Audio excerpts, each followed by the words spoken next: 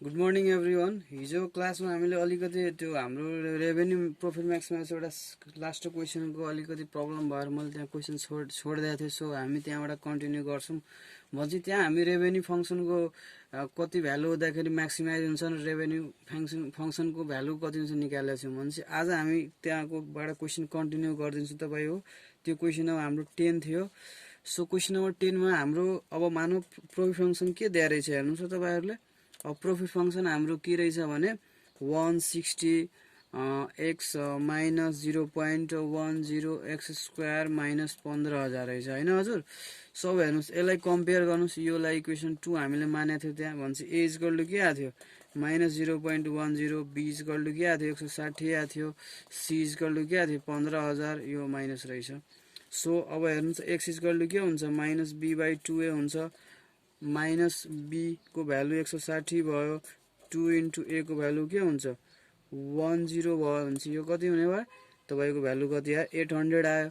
So अब हेर्नुहोस् यो 800 आइसक्यो। अब यसको म्याक्स भ्यालु पनि निकालिहालौँ।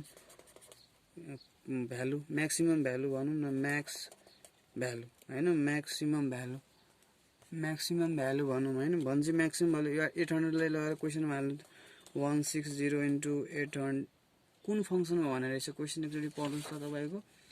तपाईँलाई त्यो कुन फङ्सनमा लगेर राख्नु भनेको छ find the profit or loss are the production level found in third and फोर्थमा। हामी भनेपछि हामीले थर्ड र फोर्थमा के निकालेको छौँ।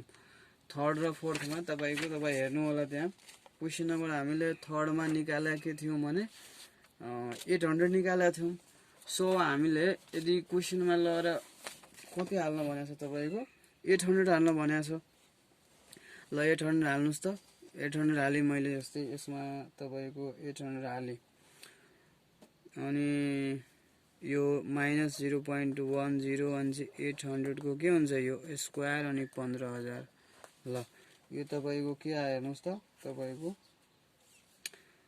यो तपाईँको अब के आउँछ भने 49,000 आउने भयो। यो तपाईँको केमा हालेको थिएँ मैले प्रोफिट फङ्सनमा हालेको थिएँ। अब के भन्छ यो 800 रेभेन्यू फङ्सनमा नि तपाईँको हाल्न भनेको छ। भनेपछि रेभेन्यू फङ्सन कति रहेछ हेर्नुहोस् त। तपाईँको रेभेन्यू फङ्सन कति रहेछ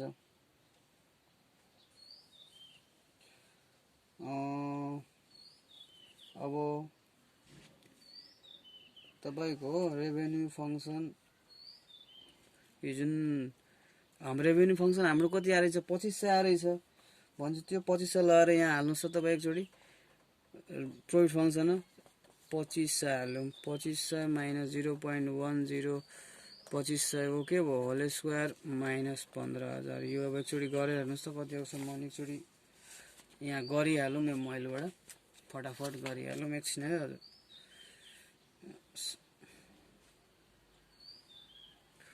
सो 160 इन्टु 2500 माइनस 0.10 इन्टु कति रहेछ 2500 इन्टु 2500 अनि के रहेछ माइनस 15,000 रहेछ।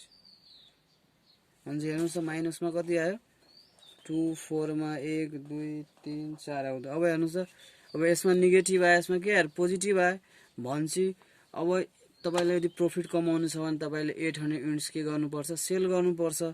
भन्छ यहाँ लेख्नुहोस् लास्टमा के लेख्न सक्नुहुन्छ तपाईँको यदि तपाईँलाई प्रफिट कमाउनु नै छ भने तपाईँ के गर्नुहोस् प्रफिट कति 49,000 कमाउनु छ भने इज तपाईँले के गर्नुहोस् एटेन्ड गर्नुहोस् एट द प्रोडक्सन लेभल कति हुन्छ एट दि प्रोडक्सन लेभल कति हुन्छ production level X of X equal to के हुन्छ 800। म एकचोटि तपाईँलाई क्वेसन एकचोटि अझ बुझाउन ट्राई गर्छु किनभने यो अलिकति गाह्रो क्वेसन रहेछ। सो अब हेर्नुहोस् त यसले के भनेर रहेछ एकचोटि म यहाँ क्वेसन फेरि डिस्प्ले गरेँ तपाईँको अगाडि। त क्वेसन नम्बर 5मा के सोधेको छ find the profit or loss at the production level found in third र फोर्थमा। अब थर्डमा तपाईँले कति निकाल्नु भएको थियो थर्डमा तपाईँले हेर्नु होला। थर्डमा तपाईँले निकाल्नु भएको थियो त्यो युनिट कति निकाल्नु भएको थियो यो 2500 निकाल्नु भएको थियो। फोर्थमा कति निकाल्नु भयो तपाईँले 800 निकाल्नु भयो। भन्छ यो दुईटाले लगेर यो जुन 800 छ यो 2500 छ नि यो दुईटाले लगेर कहाँ हाल्ने भने प्रफिट फङ्सनमा हाल्ने भने कुनबाट प्रफिट दिन्छ कुनबाट लस दिन्छ भन्छ हामी हाल्यौँ यहाँ तपाईँको यो प्रफिट फङ्सनमा लगाएर हालिदिउँ अहिले हाली भने के आयो तपाईँको 2500 राख्दाखेरि नेगेटिभ आउँछ अनि तपाईँको 800 राख्दाखेरि के आउँदो रहेछ तपाईँको पोजिटिभ आउँदो रहेछ सो हाम्रो प्रफिट कमाउनलाई 800 सेल्स हुनुपर्छ भनेर भन्छ यो क्वेसन सो यो च्याप्टरमा यति नै क्वेसन हो सो अब हामी अर्को च्याप्टरतिर लाग्छौँ त्यो च्याप्टरको नाम चाहिँ तपाईँको म्याट्रिक्स एन्ड डिटर्मिनेन्ट रहेछ अब यो एकचोटि बुझ्नु होला तपाईँहरूले ध्यान दिएर यो चाहिँ म्याट्रिक्स एन्ड डिटर्मिनेन्टको पार्ट 1 हो यसको तपाईँको 5 देखि 6 वटा पार्ट आउनेवाला छ नेक्स्ट डेजहरूमा सो अब हेर्नुहोस् त यहाँ यसको सोल्युसन गर्नुभन्दा पहिला म दुई चारवटा कुरा यता सेयर गर्छु साइडमा राखेर जस्तै के हुन्छ तपाईँ भन्नुहोस् त जस्तै मानौँ मैले यहाँ के लेखेँ भने A11 के लेखेँ भने A11 A12 A21 A22 मैले लेखेँ ठिक छ अब हेर्नुहोस् यो कति 1 2 अनि 1 2 पहिला रो आउँछ यसलाई के भन्छ रो भन्छ यो R1 भयो के भयो R2 भयो के भयो C1 भयो के भयो C2 भयो यसरी काउन्ट गर्दाखेरि कलम 1 कलम 2 भन्छ यस R1 R2 जहिले पनि यो लेख्दाखेरि यो म्याट्रिक्सको अर्डर कति रहेछ भने पहिला R लेख्छौँ त्यसपछि के लेख्छौँ C लेख्छौँ सो अब हेर्नुहोस् त R1 R2 के भयो 2 C1 C2 2 ठिक छ यति बुझ्नुभयो अब यति बुझ्नुभयो भने धेरै कुरा बुझ्नुभयो सो फर्स्ट क्वेसन हेर्नुहोस् त के रहेछ यहाँ हेर्नुहोस् त A इक्वल टु 3, 2, -1, 6 त्यस्तै B इक्वल टु के रहेछ तपाईँको 6, -2, 1, 3 रहेछ ठिक छ फर्स्टमा क्वेसन के सोधा रहेछ A प्लस B निकाल्नुहोस् A प्लस B निकाल्नुहोस् A प्लस B भने 3, 2, -1, 6 अनि यो के हुन्छ प्लस -1, 6 अनि 6 अनि यो के हुन्छ तपाईको -2, 1, 3 हुने भयो अब प्लस गर्न भने चाहिँ केही गर्नु पर्दैन यो जोड दिनुस् 3 प्लस कति हुने भयो 6 अनि -2 अनि यहाँ के रहेछ +2 अनि -1 + 1 6 अनि प्लस के हुने भयो भन्छ यो प्लस यो गर्नुस् यो प्लस यो गर्नुस् यो प्लस यो गर्नुस् र यो प्लस यो गर्नुस् तपाईले भन्छ यहाँ कति आयो भन्नुस् त 6 3 9 यो के भयो 0 0 9 यो के आयो A + B आयो त्यसै तपाईले के गर्नुस् A - B गर्नुस् अब हेर्नुस् 3 2 -1 6 माइनस त्यसको के हुन्छ 6 -2 1 3 अब हेर्नुस् घटाउनुस् त 3 बाट 6 गयो भने के हुन्छ -3 2 बाट -2 गयो भने हेर्नुस् त 2 हुन्छ माइनस अनि -2 हुन्छ -1 अनि -1 6 -3 भने हेर्नुस् त यो -3 भयो यो कति भयो 4 भयो यो -2 भयो यो कति भयो 3 हुने भयो अब A + B पनि आयो A - B आयो अब मेन कुरा हेर्नुस् यो के सोधा रहेछ हेर्नुस् AB सोधा रहेछ भन्छ AB सोधा रहेछ जसरी भनेको छ त्यसरी लेख्नु सजिलो हुन्छ तपाईलाई अब के रहेछ B कति रहेछ हेर्नुस् 6 -2 1 र 3 रहेछ अब हेर्नुस् अब गुणन गर्नु जहिले पनि गुणन यसरी हुन्छ कसरी हुन्छ म यसलाई लेखेर देखाउँछु तपाईलाई 3 * 6 + 2 * 1 3 * -2 + 2 * 3 यसरी हुन्छ फेरि अब -1 * कति हुने भयो 6 + 6 * कति भयो 1 -1 * के हुने भयो -2 अनि 6 * के हुने भयो 3 हुने भयो अब हेर्नुस् यो 6 × 18 + 2 गर्दिनुस् यो -6 यो कति भयो +6 यो कति भयो -6 + 6 यो कति भयो माइनस +2 अनि 6 × 18 हुने भयो अब हेर्नुस् यो कति भने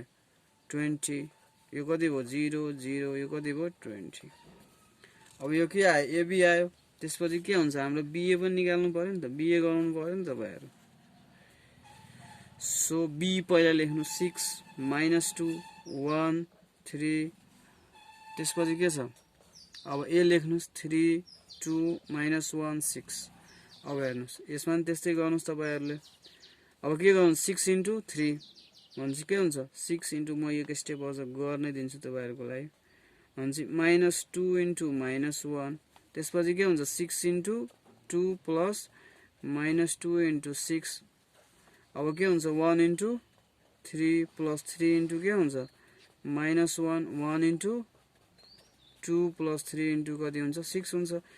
यसरी यसरी गर्नुस्, यो गुणा यो इन्टु यो गर्नुस्, यो इन्टु यो फेरि अब यो लेख्नुस् त कति हुन्छ 6 3 का 18 यो 2 कति हो 20 हुने भयो। यो कति भयो 6 दुना 12 यो कति भयो 6 दुना 12 यो 0 नि हुने भयो, यो 0 नि हुने भयो, यो नि कति भयो 6 3 का 2 20। यो मिस्टेकले हेर बी को बी को आन्सर सेम आछ है, त्यस्तो कहिले आउँदैन तपाईको, यो मिस्टेकले आएको रहेछ।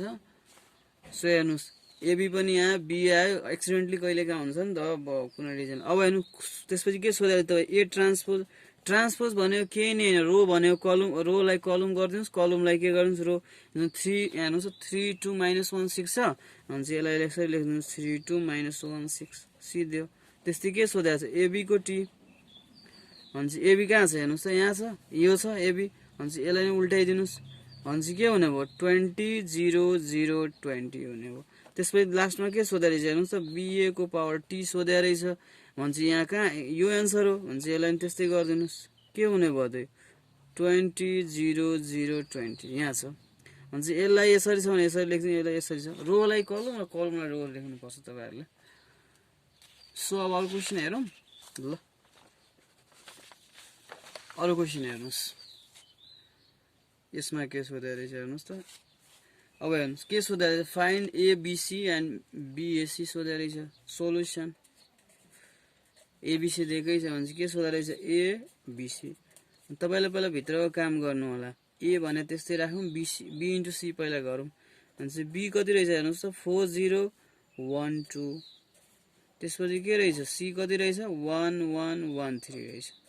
अब गुणन गर्नुस् त ए जस्ताको त्यस्तै भइहाल्यो तपाईको भन्छ। अब के हुन्छ 4 into 1 plus 0 into 1 4 into 1 plus 0 into के भयो 3 हुने भयो। 1 into 1 plus 2 into 1 1 into 1 plus के भयो 2 इन्टु 3 हुने भयो।